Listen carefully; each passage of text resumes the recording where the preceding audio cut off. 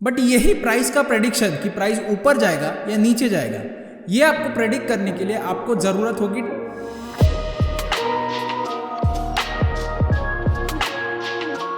So hello and welcome guys to M&M Stockporium, जहां आप सीखेंगे स्टॉक मार्केट के बेसिक से लेके एडवांस कॉन्सेप्ट एक फन और इजी वे में। तो अब तक हमने जो भी सीखा हम उसका एक छोटा सा रिवीजन कर लेते हैं। हमने पहले देखा कि स्टॉक मार्केट क्या होता है, स्टॉक मार्केट में आप क्या कर सकते हो, that is trading and investing. हमने ये देखा कि आप इन्वेस्टिंग से कैसे आपका पैसा कंपाउंड कर पाओगे, और हमने ये देखा कि टाइप्स ऑफ ट्रेड्स क्या होते हैं। इसके बाद आपने ये भी देखा कि आप कैसे सस्ते में कोई स्टॉक बाय करके उसको महंगा बेच के अपना प्रॉफिट बुक कर सकते हो, या फिर उसको आप शॉर्ट कर सकते हो, जो कि महंगे में बेचो और फिर सस्ते में खरीदो, उसमें भी आपका प्रॉफिट होता है। बट यही प्राइस का प्रेडिक्शन कि प्राइस ऊपर जाएगा या नीचे जाएगा, ये आपको प्रेडिक्ट करने के लिए आपको जरूरत होगी टेक्निकल एनालिसिस की। तो इस वीडियो से आने वाले अगले 2-3 वीडियो तक मैं आपको टेक्निकल एनालिसिस क्या होता है और आप इसे कैसे सीख सकोगे वो मैं बताने वाला हूँ। तो टेक्निकल एनालिसिस का बेसिक मीनिंग ये होता है कि हम किसी एसेट के चार्ट पर उसका प्राइस देख के उसका प्रेडिक्शन करेंगे। तो किसी एसेट या स्टॉक का चार्ट देखने के लिए हम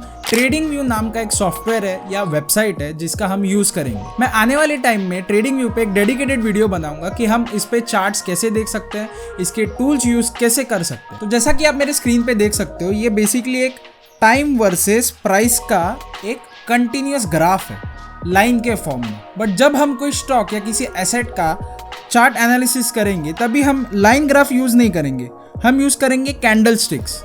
अब ये कैंडल स्टिक्स क्या होती है मैं आपको बताता हूँ। तो जैसे कि कोई भी एक नॉर्मल ग्राफ में होता है, एक्स एक्सिस पे होगा हमारा टाइम और वाई एक्सिस पे होगा हमारा प्राइस। सो ये बेसिकली कोई भी एक स्टॉक का प्राइस वर्सेस टाइम का ग्राफ होता है। तो अभी हम देखते हैं कि कैंडल स्टिक्स क्या होते हैं। तो वो लाइन ग्राफ में कुछ इस प्रकार दिखेगा। तो फॉर एग्जांपल किसी स्टॉक का प्राइस, उसका स्टार्टिंग प्राइस था 100 रुपीज, जो कि थोड़ा गया, पहले 105 पे गया, फिर उसका प्राइस गिर के अचानक हो गया 90, फिर उसका गया 120 और फाइनली उसने प्राइस की क्लोजिंग दी 110 पे। बट वही अगर हमने कैंडल स्टिक पैटर्न में देखा कि ये प्राइस ने क्या मूवमेंट की, तो वो कुछ ऐसा होगा। ये होगी उसकी बॉडी, ये ऊपर और नीचे जो लाइन है उसको हम लोग कहेंगे विक्स। तो उसके 100 पे होगी ओपनिंग, जो टॉप मोस्ट उसका विक है वो उसका हाईएस्ट पॉइंट था जो कि है 120 रुपीज। लोअर विक हम लोग उसका लोएस्ट पॉइंट मार्क करेंगे जो कि था 90 रुपीज, और उसकी क्लोजिंग प्राइस जो कि थी 110 रुपए। तो ये जो माउंटेन बना था लाइन ग्राफ में, उसको हम कैंडल स्टिक में ऐसे देख सकते हैं कि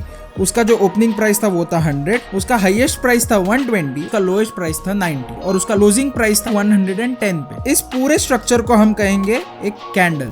तो अगर किसी स्टॉक का प्राइस ऊपर जा रहा हो तो उसके कैंडल के बॉडी का कलर होगा ग्रीन। सिमिलरली अगर किसी स्टॉक का ओपनिंग प्राइस था 120 रुपीज, उसके बाद उस स्टॉक का प्राइस बढ़ के हो गया 140 रुपीज, लेकिन अचानक उसका गिर के प्राइस हो गया 100 रुपीज और एट द एंड उसका प्राइस क्लोज हुआ एट 110 रुपीज। तो ये माउंटेन जो लाइन से बना है उसको हम कैंडल स्टिक में देखेंगे तो वो बनेगा। अभी इस केस में प्राइस गिर गया, इसीलिए इसका ओपनिंग होगा ये ऊपर, इसका जो हाईएस्ट पॉइंट है वो रहेगा सेम जो कि था 140 रुपीज, इसका जो लोएस्ट पॉइंट रहेगा वो होगा 100 रुपीज और इसका क्लोजिंग प्राइस इस बार नीचे होगा जो कि था 110 रुपीज।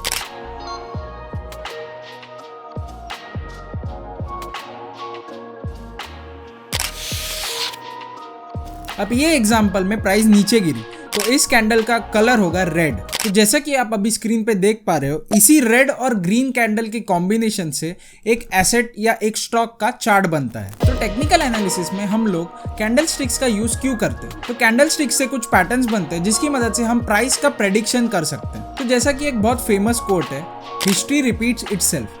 तो प्राइस ने जो पहले किया है वो बाद में भी करेगा। ऐसे ही कुछ पैटर्न्स जो प्राइस ने पहले भी किए हैं तो वो उसकी एक पॉसिबिलिटी है कि वो बाद में भी वैसा ही करेगा। तो कुछ बेसिक कैंडलस्टिक पैटर्न्स है जो कि हमें चार्ट पे दिखते हैं, जिसकी मदद से हम प्राइस का प्रेडिक्शन कर सकते हैं। उसका फर्स्ट एग्जांपल है हैमर। अगर ये हैमर गिरती हुई प्राइस के बॉटम पे बने तो एक प्रेडिक्शन होता है कि यहाँ से प्राइस उल्टा जा सकता है जो कि बढ़ सकता है। बट वही अगर हम इस पैटर्न को उल्टा कर दे तो वो बन जाता है इन्वर्टेड हैमर। तो यही इन्वर्टेड हैमर अगर बढ़ती हुई प्राइस के टॉप पे बने तो हमें एक प्रेडिक्शन मिलता है कि यहाँ से प्राइस वापस नीचे गिर सकता है। इसके कुछ सिमिलर पैटर्न्स है जैसे कि हैंगिंग मैन। ये सेम दिखता हैमर जैसा है, लेकिन हैमर गिरते हुए प्राइस के बॉटम पे बनता है और हैंगिंग मैन बढ़ती हुई प्राइस के टॉप पे बनता है। वैसे ही शूटिंग स्टार करके एक कैंडलस्टिक पैटर्न है जो कि सेम इन्वर्टेड हैमर जैसा है, बट शूटिंग स्टार बढ़ते हुए प्राइस के टॉप पे बनता है जहां से प्राइस रिवर्स होती है। और ऐसे ही कॉमनली फॉर्म्ड चार्ट पैटर्न्स है bullish engulfing candle, bearish engulfing candle, evening star, morning star, 3 bullish soldiers, 3 bearish soldiers,